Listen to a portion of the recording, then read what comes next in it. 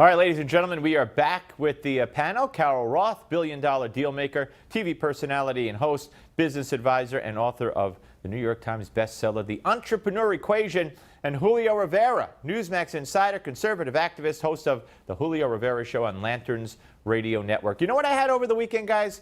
How many times growing up have you seen in a Western movie or something, give me a sarsaparilla? Oh, yeah. Well, I never knew. You guys know what a sarsaparilla is? It's a spice, right? Nah. Julio? I have no idea. I had no idea. You know what it is? It's white, clear root beer. Wow. Oh, Yeah. yum.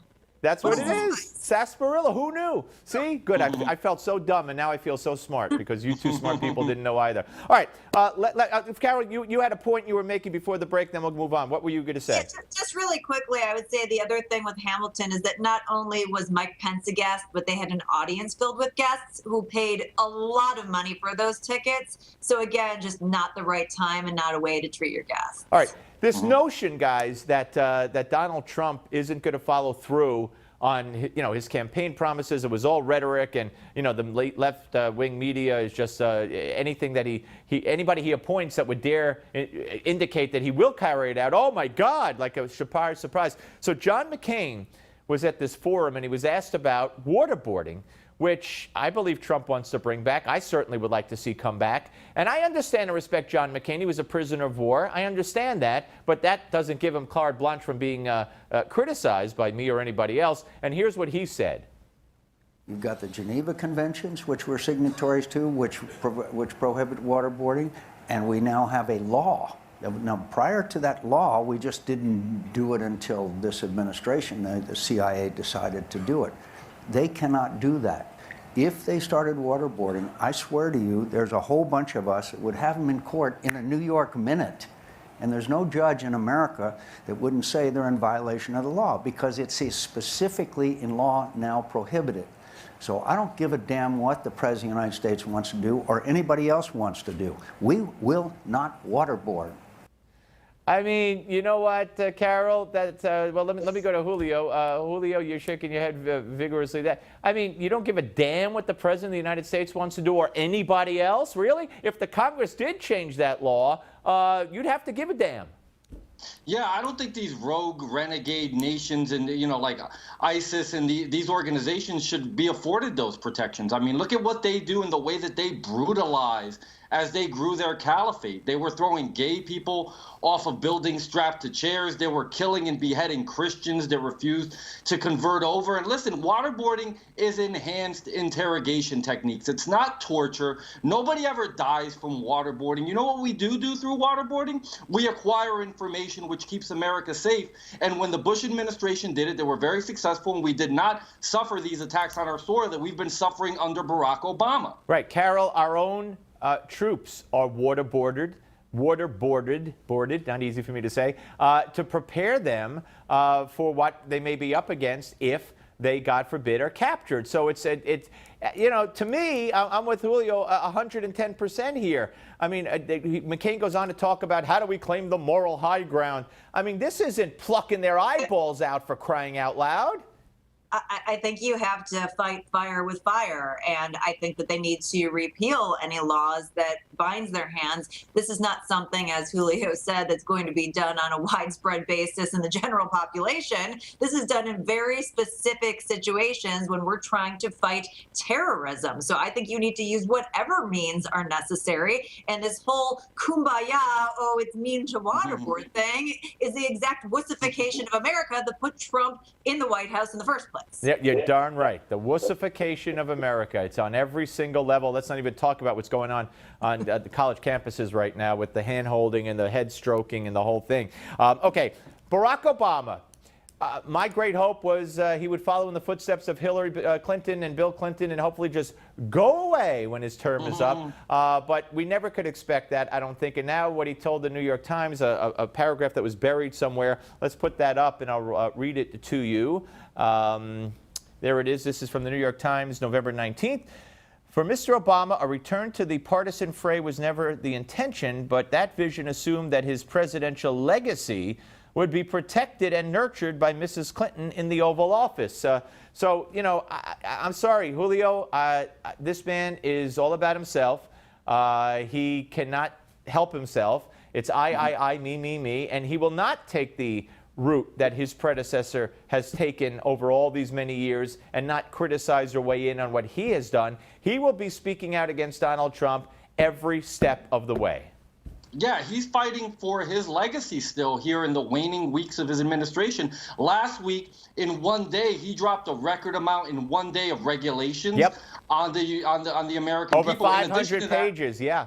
Exactly, and you still have to figure out the budget for next year, and you got to consider whether or not that's going to be filled with money for all those special interests and all that green energy and all that other stuff that they're trying to pass along. So, I mean, listen, Barack Obama does not know the definition of the term lame duck, and we're going to see it till the day that Trump is inaugurated. He's going to be fighting.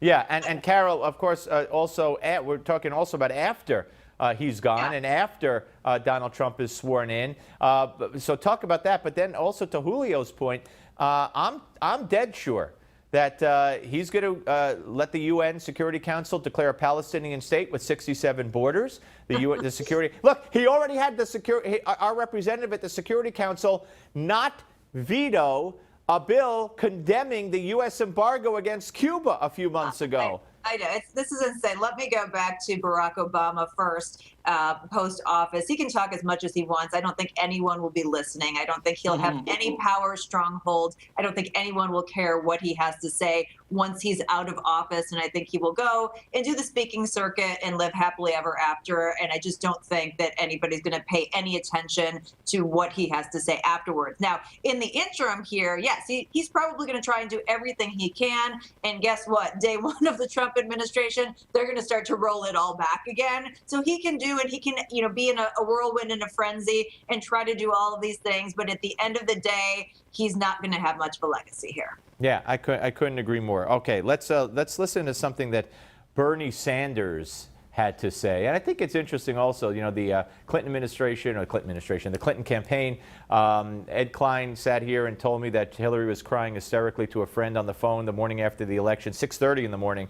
And from what she could understand, she was blaming Comey and Obama for not reining in Comey, quote unquote. And then subsequently we hear from the Clinton campaign that they blame Comey. We heard Podesta say that it was a coup by the FBI agent. Was it Podesta? I played the bite. I think it was Podesta. I could be wrong. It was one of the hierarchy of the Clinton campaign. And then we had another one, Karen Finney, blaming Bernie's misogynistic group that supported Bernie. I don't even know what they're talking about. So it's everybody's fault but Hillary. But listen to what Bernie had to say about moving forward in the Democratic Party and working possibly under the Trump administration. I think we need to protect workers. We need a good strategy to make sure that, in fact, we push our agenda. Look, on the issues, Chuck, that I'm talking about, these are the things that I have been fighting for years. But there is no compromise, none whatsoever, on bigotry. There is no compromise on climate change because the future of the planet is at stake. We need a strategy, and I'm going to work on this strategy, to go to Michigan, to go to Wisconsin, to stand with working people, to demand that we reverse the decline of the American middle class. So, Julio, you're laughing, Carol. So he shook his head last time the strongest. Now you're laughing the loudest. So go ahead. God bless Bernie. He really should be running for president of the Condo Association. He's been in government for decades. He's just now, he ran for president. He's just now going to work on a strategy. I mean, all I've got to say, as they would say in the South, is bless his heart. Yeah, Julio. Yeah, it's ridiculous. This is a guy that called climate change a bigger threat to society than ISIS. I mean, he lost, okay? What they need to do is they need to come further to the right and work with us now, because Barack Obama certainly pulled the country further to the left, and the country rejected that. That's why we had the election that we had, and Donald Trump ascended to the presidency. So now let's give him a chance without judging him. He said in that quote, bigotry. When has Donald Trump ever espoused bigotry? And then there was a lot of hatred that was going on at those Trump rallies that was precipitated by Democratic operatives that were sent there to specifically incite violence. Yep, absolutely. They admitted that, those two on the tape, Project Veritas, and they got kicked off. All right, guys, Julio and Carol, it is always great to see you. Thank you very much, both of you. Thank you so much, Thanks, Steve. All right, guys. When we come back, folks, it's Gimme 5, and then Bill Tucker has a special report you're not going to want to miss. On the Gimme 5, the left is going nuts over Senator Jeff Sessions being nominated as Attorney General of the United States. Meanwhile, they remain silent, of course, during, in my view, the racist Department of Justice policies under both Eric Holder and now Loretta Lynch. Also, misrepresentation, selective editing by NBC. They've done it again. They always, well, they do it a lot. You're going to see what it is. Don't go away.